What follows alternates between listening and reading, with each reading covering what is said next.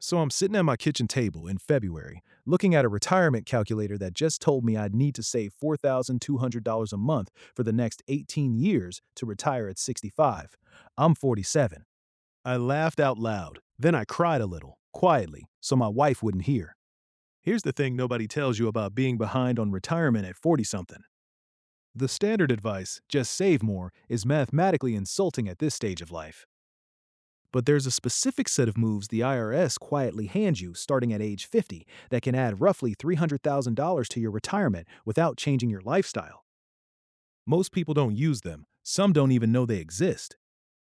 I'm going to walk you through exactly how they work, what I'm doing right now, and the one mistake that quietly cancels out most of the benefit. First, let's name the problem honestly.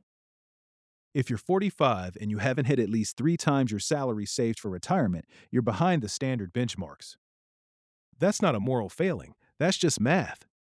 Life happened, kids happened, a divorce, a layoff, a parent who needed help, a business that didn't work, a decade of just surviving. These are the actual reasons people get behind, not laziness.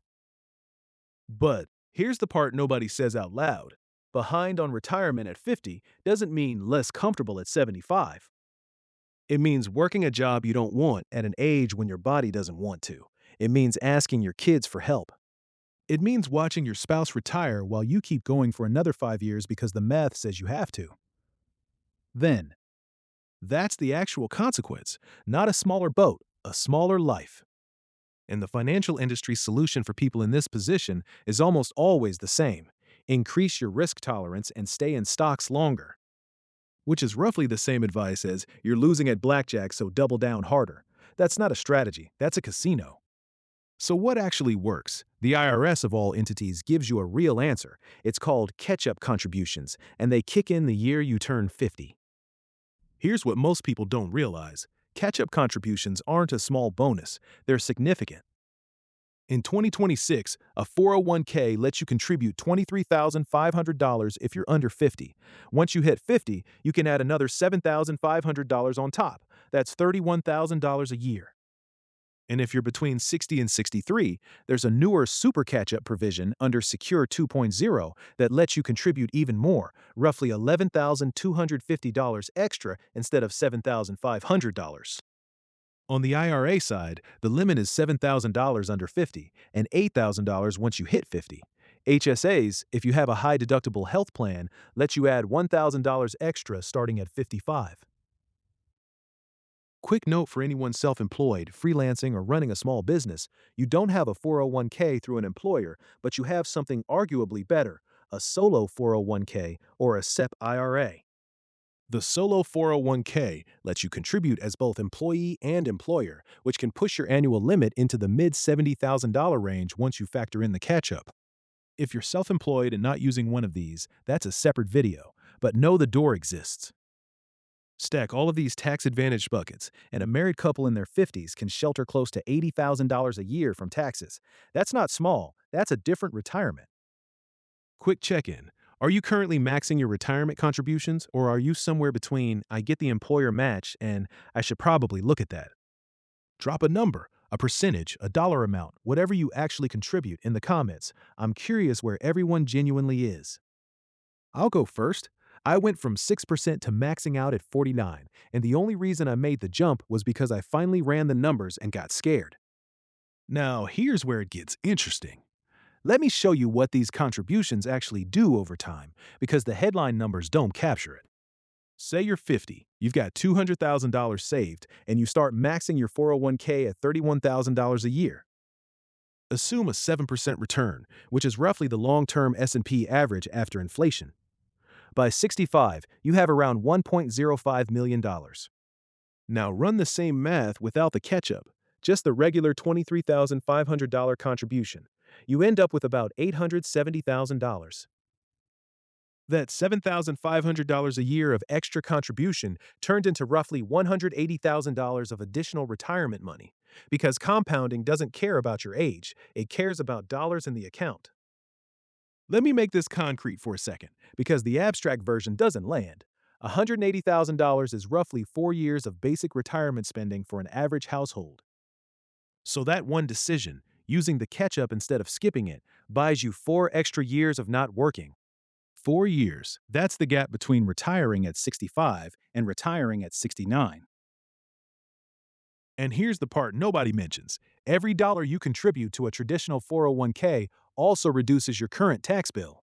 If you're in the 24% bracket, that $7,500 catch-up contribution actually only costs you $5,700 out of pocket. You're getting the IRS to subsidize roughly a quarter of your catch-up. Let me tell you about my friend Linda, because this is where theory meets reality. Linda, 52, divorced at 48. Came out of the divorce with $90,000 in retirement and a real fear she'd be working retail at 70. She did 3 things over 4 years. 1, she maxed her 401k with the catch-up $31,000 a year. Her employer matched 4%, which added another $4,000 or so. 2, she opened a Roth IRA and contributed the full $8,000 a year. 3, she switched to a high-deductible health plan specifically to access an HSA and contributed the Family Max plus the $1,000 catch-up. Total annual contribution, roughly $48,000 between her own money, the match, and tax savings. Out-of-pocket costs to her lifestyle? About $33,000 a year because the tax deductions gave her back the rest. 4 years later, she's at $310,000. Not because she got lucky with the market, because she stacked every available tax-advantaged bucket the IRS would let her use. She told me something I think about a lot. I stopped trying to invest smarter and started trying to contribute harder. The smarter part is overrated. But here's what she said that stuck with me even more. She told me the first 6 months felt impossible. Every paycheck, she'd look at the smaller deposit and have to talk herself out of dialing it back. She said she almost quit twice in the first year. And that's the real lesson from Linda, not the tactics, the fact that the first 6 months are the hardest and almost nobody talks about that part. Here's the cynical truth. The reason most people don't use catch-up contributions isn't that they don't know about them. It's that nobody in their life has ever sat down and said, you have permission to prioritize your future self over your current self. We're conditioned to spend on our kids, our parents, our homes, our cars, everything except the version of us that has to live for 20 years after we stop working. At 50, the most generous thing you can do for your future family isn't another vacation or another upgrade. It's becoming someone who isn't a financial burden at 75. Quick second question. What's the one expense you'd actually cut first if you had to make room for a bigger contribution? Not the noble answer, the real one. Mine was eating out. We were spending close to $800 a month on restaurants and didn't realize it until we tracked it. Drop yours in the comments. I read them all, and I'm always surprised what people say. So here's the one mistake that cancels most of this out. People max their 401k catch-up, feel good about it, and then quietly increase their lifestyle spending by the same amount somewhere else. Here's what it actually looks like. You bump your contribution by $625 a month. You feel responsible. Then 4 months later, you lease a car that's $389 a month more than your old one, and you sign up for 2 streaming services, and you start ordering DoorDash twice a week instead of once. None of those decisions feel connected to the 401k move, but they are. Net retirement savings, roughly zero. The catch-up only works if the money you're contributing is genuinely new savings, not a number you wrote down on one side of the ledger while spending it on the other. The technical name for this is lifestyle creep. The practical name is why you'll still be behind at 60 even though you thought you fixed this at 50. Here's the action item. If you take one thing from this video, take this. This weekend, log into your 401k, or your solo 401k, or your SEP IRA, and check 2 numbers. First, what percentage of your salary you're currently contributing. Second, what the dollar amount would need to be to hit the full catch-up limit for your age. Then ask yourself one specific question. If I increased my contribution by just 2% of my salary starting next paycheck, would I actually notice in my checking account? For most people, the answer is no, because the tax deduction softens the blow enough that a 2% increase feels like roughly a 1.5% drop in take-home. Do that one move, then do it again in 6 months. Most people can ladder their way to the full catch-up in 18 months without ever feeling like they made a sacrifice. So, back to that kitchen table. $4,200 a month, 18 years, retirement calculator screaming at me. I didn't hit $4,200 a month. I'm not going to.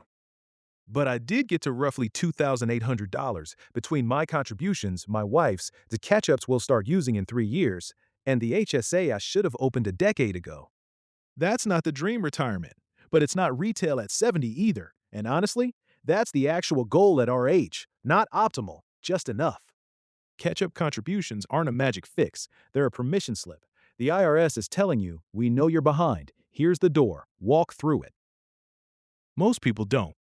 So tell me, are you planning to use catch up contributions when you hit 50, or are you already using them? And if you're not, what's actually stopping you? I read the comments and I genuinely want to know what the real barrier is, because it's almost never what people think it is.